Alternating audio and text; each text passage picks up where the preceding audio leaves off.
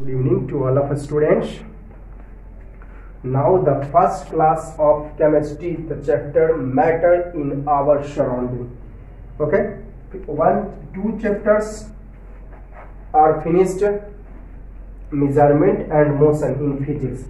Now I will be take today matter in our surrounding, the part of chemistry chapter, the part of chemistry subject.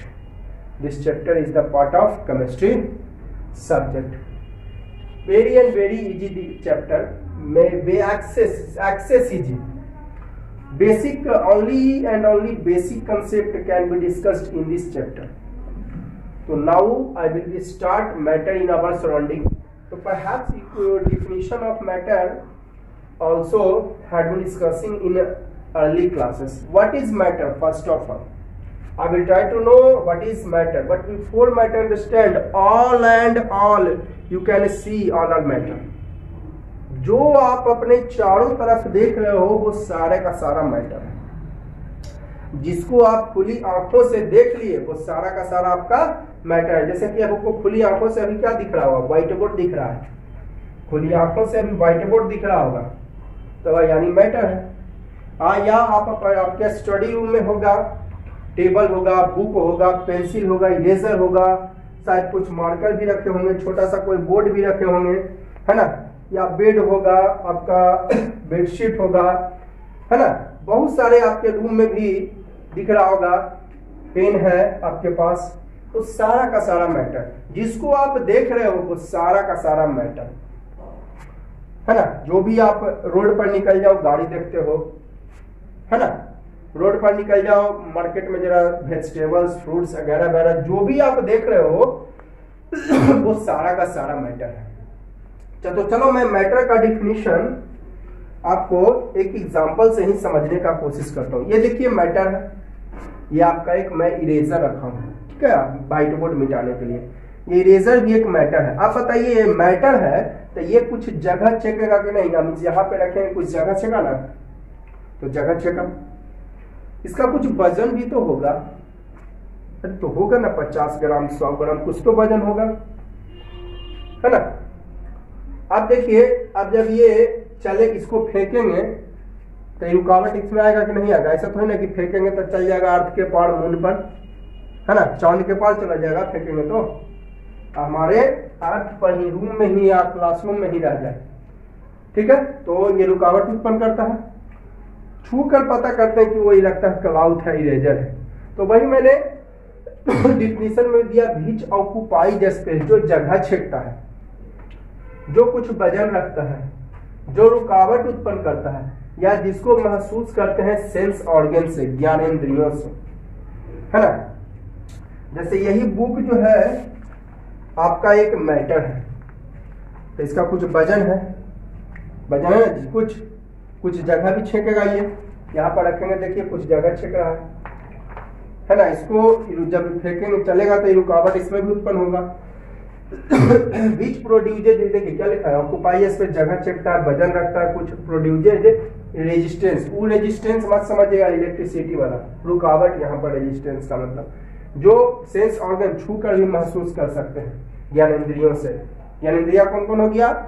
Knows, eye, ear, tongue and skin, है ना, ये 5 sense organs है, ठीक है। जैसे कि आपको कोई छूता है तो पता चल जाता है, तो किससे? आपको स्किन से। लेकिन एक बात आप दिमाग में रखिए, स्किन अगर कोई छूता है तो आपको पता चलता है, फील तो इससे हुआ, लेकिन इसका आइडेंटिफाई आपका ब्रेन करता है। आईज केवल देखता है, ईयर केवल सुनता है, नोज केवल स्मेल लेता है, टंग केवल टेस्ट लेता है ना।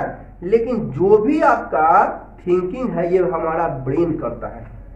आंख देखा, जैसे मैं देख रहा हूं कि ये वुड लिखा हुआ है, तो ये आंख हमारा देखने का केवल काम कर रहा है कि ये वुड है। जो फीलिंग है, जो आपका थिंकिंग है, ये ब्रेन कर रहा है कि वो यहाँ पर वुड लिखा हुआ है। जैसे कि कोई हम बोल रहे हैं तो आप लोग सुन रहे हैं, तो आपका ईयर सुन रहा है, लेकिन उसका जो है, जो ईयर जो सुन रहा है आपका, उसका आइडेंटिफाई कर रहा है आपका ब्रेन, ठीक है। तो क्लियर हो गया आप लोग को?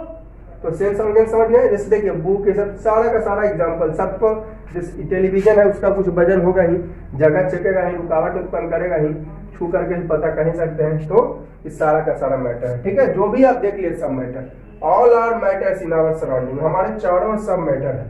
अब देखिए सबस्टेंस जरा एक देख लेते हैं, व्हाट इज सबस्टेंस।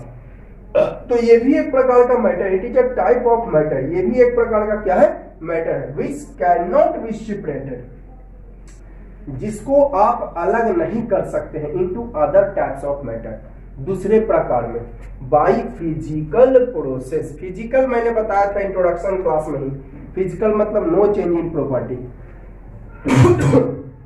प्रॉपर्टी में कोई चेंजिंग नहीं होता, वो होता है फिजिकल प्रॉपर्टी, फिजिकल प्रोसेस। तो एक प्रकार का मैटर है जिसको आप अलग, which can not be separated means अलग करना, इनटू अदर टाइप्स, दूसरे प्रकार में अलग नहीं कर सकते हैं, दूसरे प्रकार के मैटर में, बाय फिजिकल प्रोसेस। कौन प्रोसेस है, फिजिकल प्रोसेस है, उसको कहते हैं सबस्टेंस। जैसे शुगर, साल्ट, कैल्शियम ऑक्साइड, चूना, हाँ कैल्शियम ऑक्साइड आप लोग देख लिए होंगे, कैल्शियम ऑक्साइड को ही कहते हैं हिंदी में चूना। चूना देखे होगे ना, व्हाइट वॉशिंग में यूज होता है, पुताई में। देखिए पहले मैं एक पॉइंट दिया हूं, उससे समझा रहा हूं। जैसे शुगर को आप वाटर में डिसॉल्व करो, ये हो गया फिजिकल प्रोसेस। आप कहिएगा सर फिजिकल प्रोसेस कैसे है? शुगर को अगर वाटर में डिसॉल्व करते हो तो क्या शुगर का प्रॉपर्टी चेंज हो जाता है? मीठा से क्या खट्टा हो जाता है, पीता हो जाता है? ऐसा नहीं होता है। तो कोई चेंजिंग नहीं आया तो इसको फिजिकल प्रोसेस कहेंगे, फिजिकल प्रॉपर्टी कहेंगे। अगर कोई कहा दे कि sugar is dissolve in water, this is a physical property, that's why, तो आप उसे बताओ कि देखो शुगर को आप वाटर में डिसॉल्व करते हो तो शुगर मीठा का मीठा ही रह जाता है, खट्टा नहीं होता है, तीता नहीं, यानी टेस्ट में कोई चेंजिंग नहीं होता है, ना ही कलर वगैरह बदलता है ना? तो शुगर को डिसॉल्व करोगे वाटर में तो कोई चेंजिंग नहीं आता है, यानी कौन प्रोसेस? Physical process. फिजिकल पहले बताया था कोई चेंजिंग नहीं प्रॉपर्टी में, तो physical process can not be separated into other kind, दूसरा प्रकार में नहीं बदल सकते हैं। हीटिंग कर दीजिए, कूलिंग कर दीजिए, ये सब फिजिकल प्रोसेस के अंदर आता है। तो यानी शुगर को हम अलग नहीं कर सकते हैं दूसरे टाइप में फिजिकल प्रोसेस से, यानी sugar is a substance, that is sugar, हाँ तो लिख दिया यहाँ पे, that is sugar is a substance. उसी तरह मैं बात कर लेता हूँ कॉमन साल्ट। कॉमन साल्ट में आप वाटर मिला दो, कॉमन साल्ट में आप जरा सा शुगर मिला दो, जरा सा लेमन जूस मिला दो, तो क्या कॉमन साल्ट में अगर शुगर मिलाए हो तो कॉमन साल्ट में नमक, खाने वाला नमक, नमक में आप शुगर मिलाए हो तो क्या आपका नमक का गुण खत्म हो जाएगा? उसका भी गुण रहेगा और शुगर का भी प्रॉपर्टी रहेगा। जब नमक में चीनी डाले हो, थोड़ा नींबू का रस डाले हो, तो नमक का भी प्रॉपर्टी है, शुगर का भी प्रॉपर्टी है, लेमन जूस का भी प्रॉपर्टी है, ये यानी ये तीनों का कॉम्बिनेशन फिजिकल प्रोसेस हो जाएगा। तो आप चाहोगे और फिर उसको चाहोगे अलग अलग करना तो पॉसिबल है। तो ये सब हो गया कौन प्रोसेस? फिजिकल प्रोसेस से आप अलग नहीं कर सकते हैं, तो उसको सबस्टेंस कहेंगे, टाइप ऑफ मैटर जिसको आप फिजिकल प्रोसेस से अलग नहीं कर सकते हो, that is called substance. Intermolecular space, दो पॉइंट जरा मैं देख लेता हूं, इंटरमॉलिक्यूलर स्पेस और इंटरमॉलिक्यूलर फोर्स, ठीक है? इंटरमॉलिक्यूलर स्पेस और इंटरमॉलिक्यूलर फोर्स, देखिए तो क्या लिखा है, द स्पेस। देखिए कोई भी मैटर, आप एक चीज पहले ये समझ लो, कोई भी मैटर इंफिनिटी पार्टिकल से बने होते हैं। जैसे कि आप कैसे कह सकते हो कि जैसा किसी को है, जैसे ये व्हाइट बोर्ड है, आपको लग रहा हो कि इसमें तो एक को है, लेकिन इसको अगर हाईली पावरफुल माइक्रोस्कोप से इस व्हाइट बोर्ड को देखा जाए तो आप देखोगे ना इस व्हाइट बोर्ड में infinity and infinity particles present है, ठीक है ना? कोई भी मैटर माइंड में सेटअप कर लो, जैसे आप जो है आपके पास पेज है, बुक है, आप उसको देखोगे तो उसमें इंफिनिटी पार्टिकल्स प्रेजेंट है, हाईली माइक्रो। ऐसे तो हम लोग के पास जनरली माइक्रोस्कोप नहीं होता है, लेकिन अगर हाईली तो काम भी नहीं रहता, लेकिन हाईली माइक्रोस्कोप से लेबोरेटरी में देखा जाए या स्कूल के लेबोरेटरी में, शायद आप लोगों के स्कूल के लेबोरेटरी में आपका होगा, ठीक है?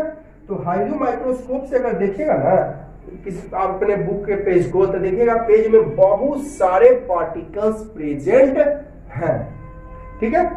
कार्डबोर्ड में आपको दिखता भी होगा। चलो खाक्सा में तो आप देखे होंगे कि उसमें ढेर सारा पार्टिकल्स है, छोटा छोटा बॉल टाइप का, है ना?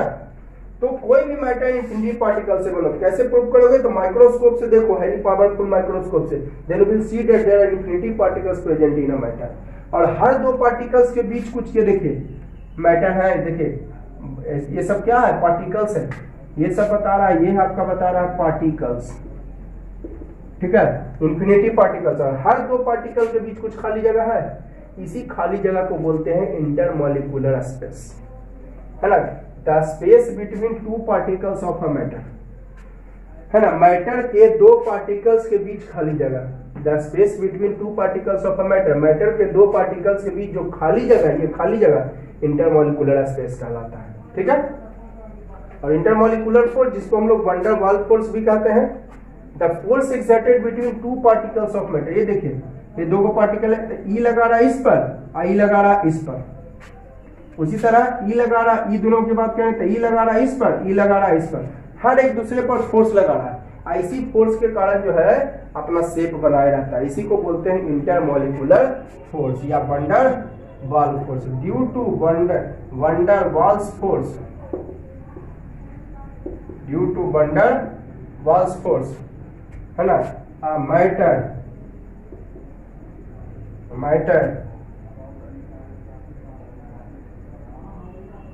exists in the shape,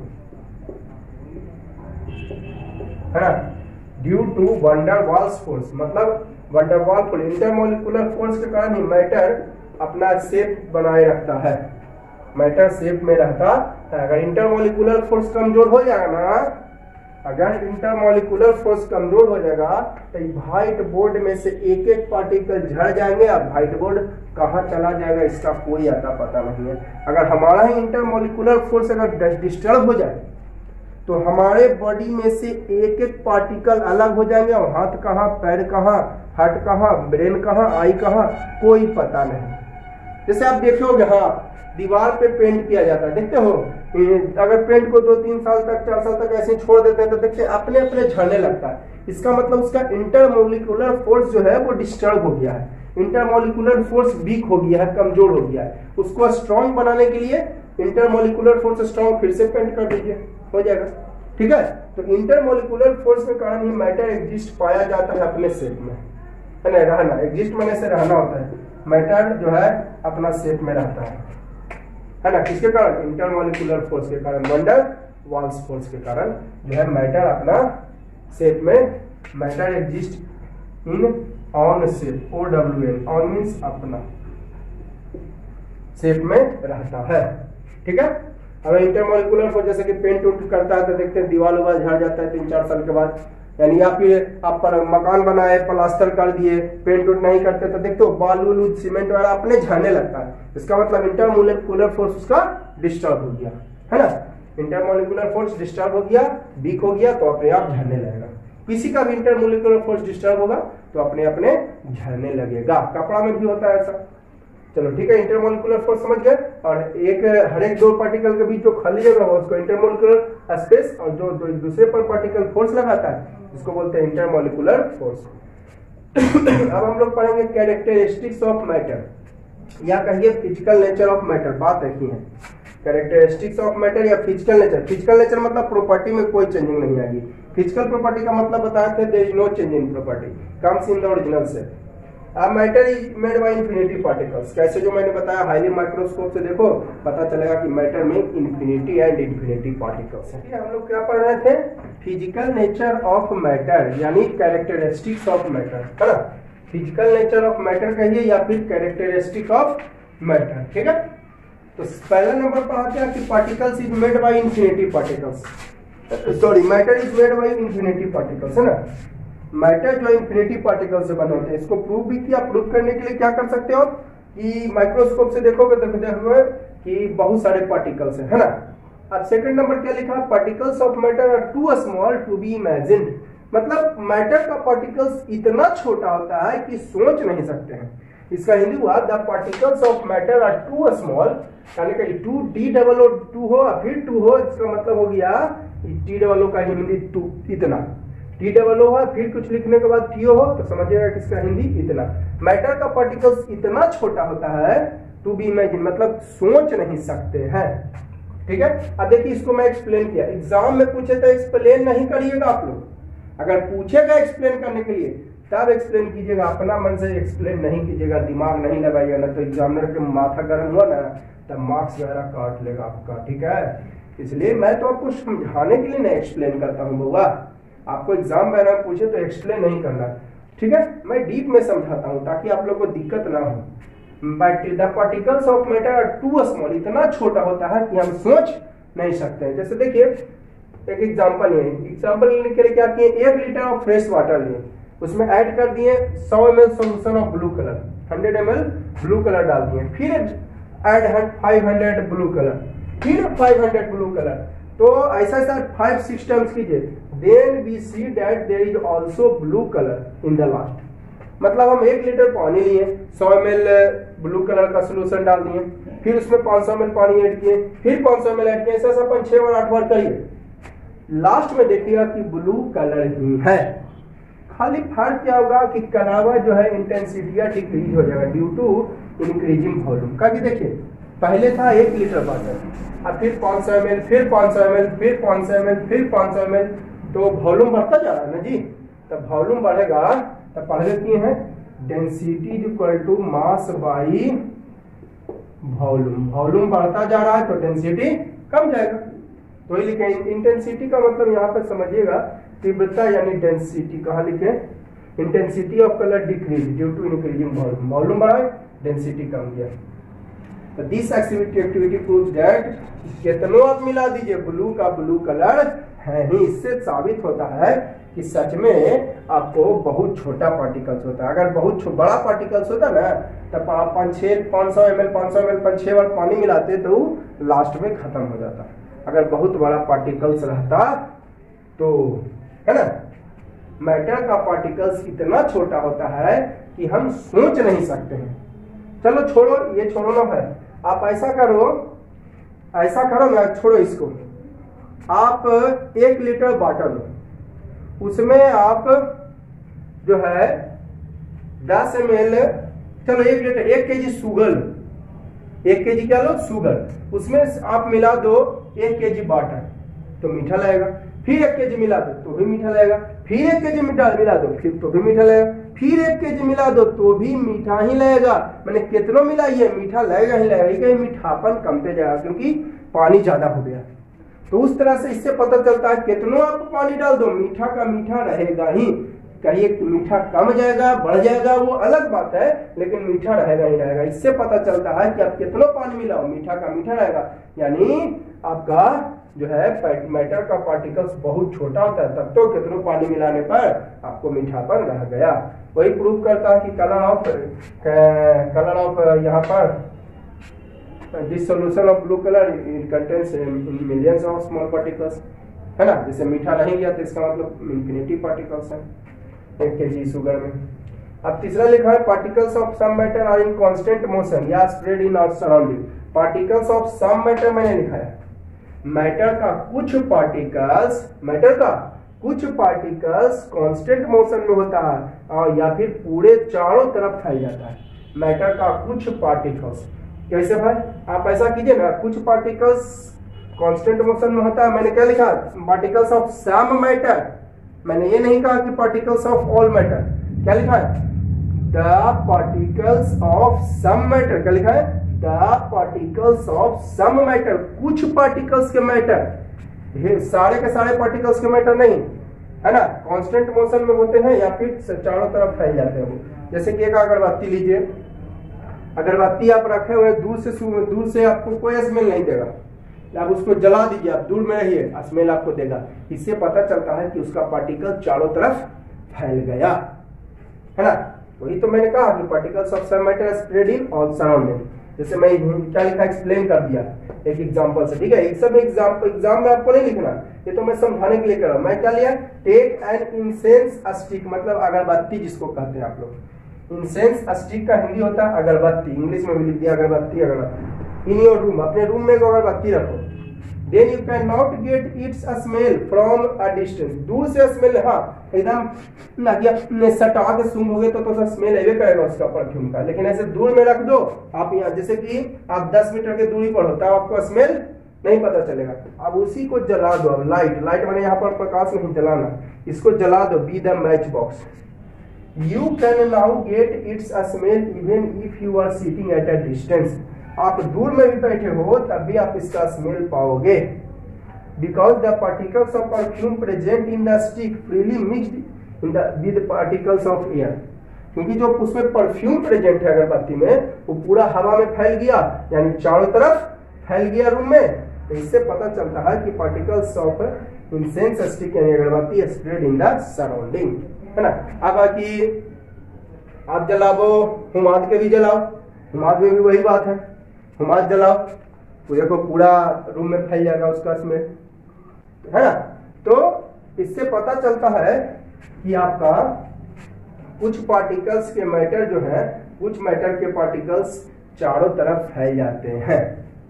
कुछ पार्टिकल जैसे गरम खाना देखो तो पूरा ज्यादा दूर तक फैलता है, ठंडा खाना नहीं फैलता है, क्योंकि गरम खाना में वेपर आपका ज्यादा होता है। गरम खाना है उसमें ज्यादा वेपर होता है जो कि हवा में मिल जाते हैं, लेकिन ठंडा खाना में वेपर बहुत कम होता है, ओपे नहीं करता समझिए, तो इसलिए आपको स्मेल नहीं फैलता। गरम खाना बन रहा है तो पूरा एकदम रूम में, पूरा घर में उसका सुगंध जाएगा, क्योंकि उसमें वेपर, वाटर वेपर ज्यादा है जो कि एयर में आसानी से मिल जाते हैं। और ठंडा खाना है तो उसमें वाटर वेपर कम है या ना ही भी होता है, ना के बराबर भी, तो फैलेगा ही नहीं हवा में, तो फिर स्मेल कहाँ से आएगा। तो कुछ पार्टिकल्स के, जैसे खाना में ही देख ले, वो ठंडा खाना और गरम खाना का स्मेल मिला दूर तक, लेकिन ठंडा खाना का नहीं मिला, ठीक है। तो वही मैंने लिखा, कुछ मैटर के पार्टिकल्स चारों तरफ फैल जाते हैं। जैसे अगरबत्ती जलाओ तो पूरा रूम में फैल जाता है, उसका परफ्यूम जो है हवा में पूरा मिल गया, तो हवा में मिल गया तो स्मेल हमको पता चल गया, ठीक है, जलाने के बाद, ना कि जलाने के पहले ही, ठीक है। क्लियर डाउट है। तो ये सब क्या पढ़ रहे हैं आप लोग, आपको पढ़ रहे हैं physical nature of characteristics of matter में मैं आपको 4th पॉइंट लिखा रहा हूँ। पहला पॉइंट क्या लिखा है आपको कि matter of particles of matter is made by infinity particles. पहला पॉइंट किसके बारे में हम पढ़ रहे हैं, ये सारा का सारा हम किसके बारे में पढ़ रहे हैं, characteristics of matter, properties of matter यानी मैटर का गुण, physical nature of matter, characteristic of matter कहिए या प्रॉपर्टी ऑफ मैटर या फिजिकल नेचर ऑफ मैटर, बात एक ही है। तो प्रॉपर्टी ऑफ मैटर हम लोग पढ़ रहे हैं।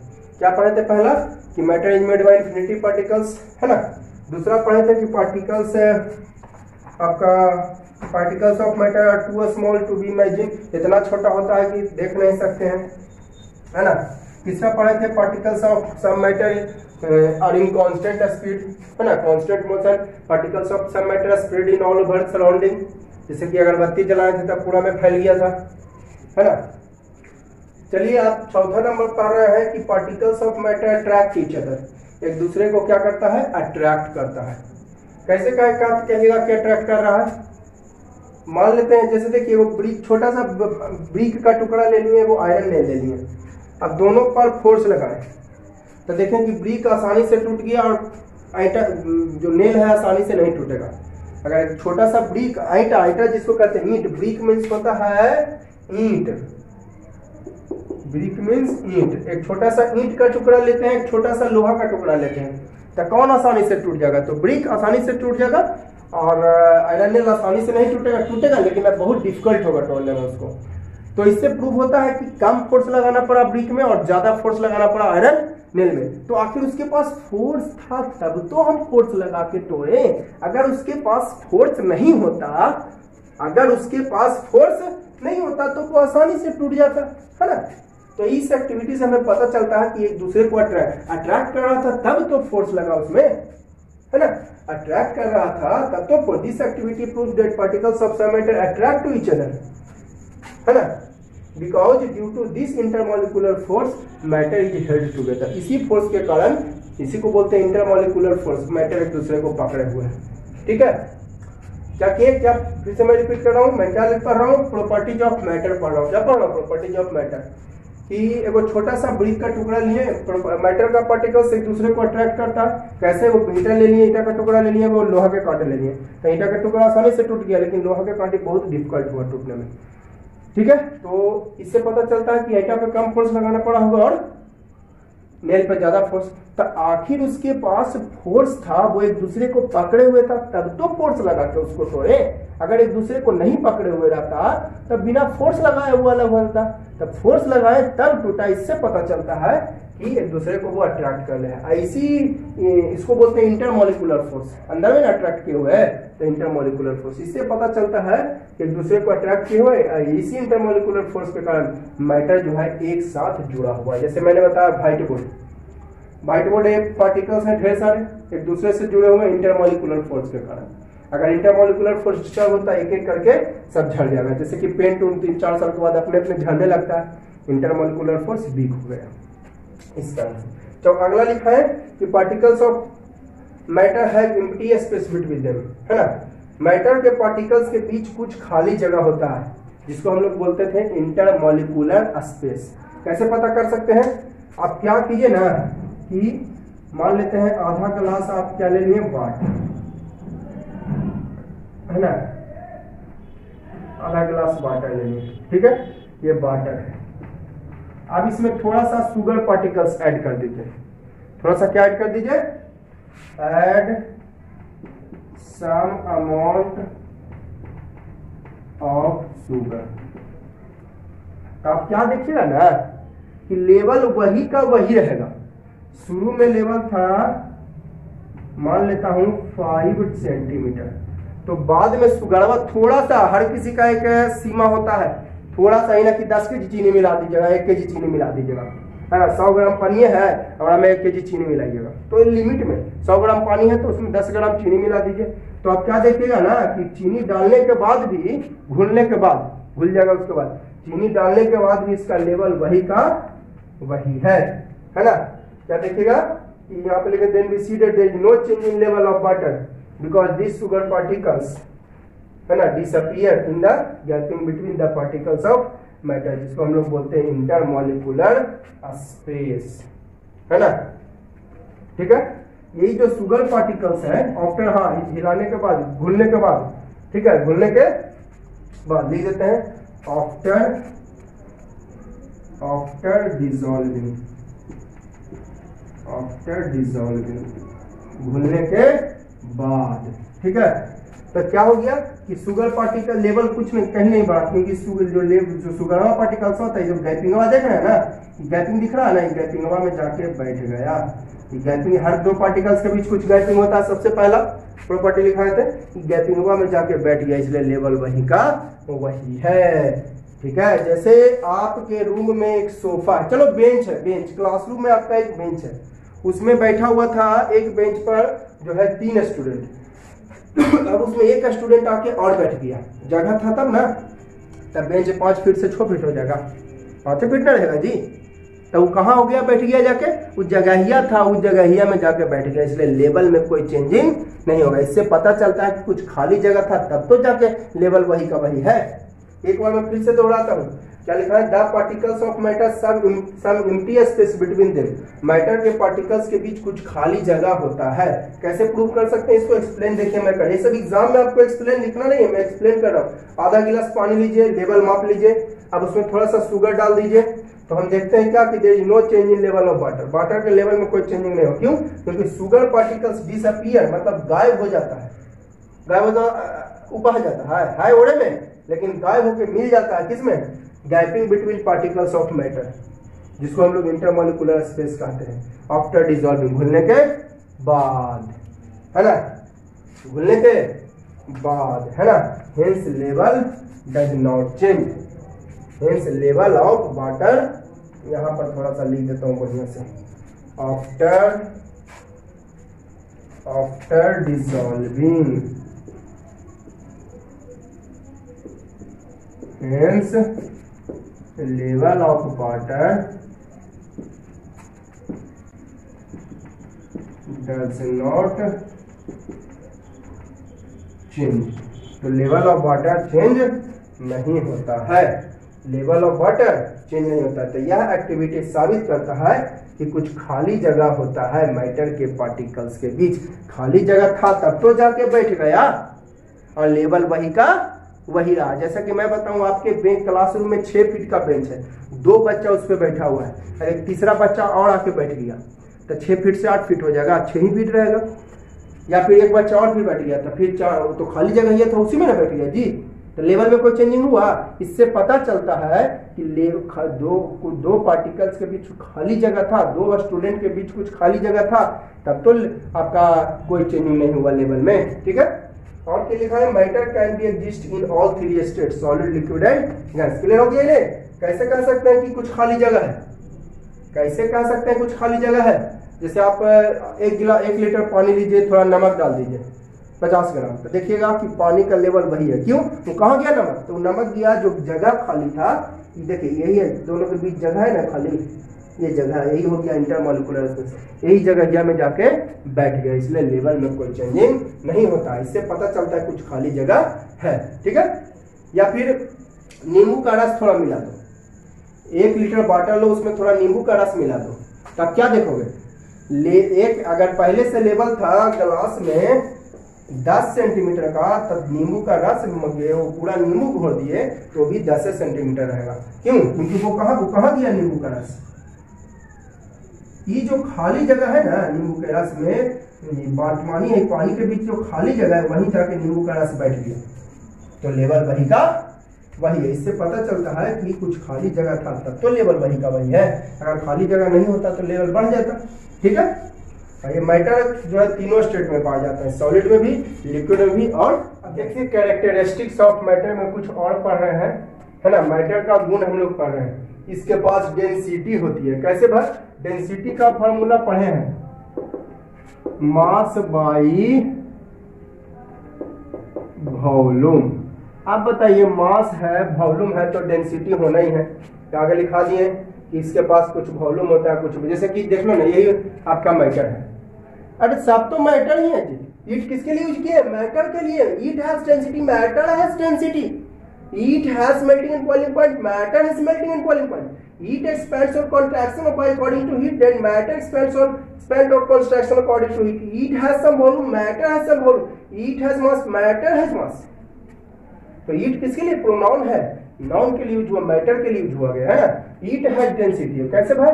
क्योंकि देखिए कोई भी मैटर है, मैंने मैटर का डेफिनेशन लिखाया, जो मास जिसका मास होता है कुछ, जो वॉल्यूम रखता है, वॉल्यूम मींस ऑक्युपाई स्पेस, जगह छिकना, तो मास है ही, वॉल्यूम है ही, तो डेंसिटी आएगा ही आएगा, है ना। क्योंकि डेंसिटी का फॉर्मूला होता है मास बाई वॉल्यूम। कैसे आप कहिएगा sir, how can you say that matter has density?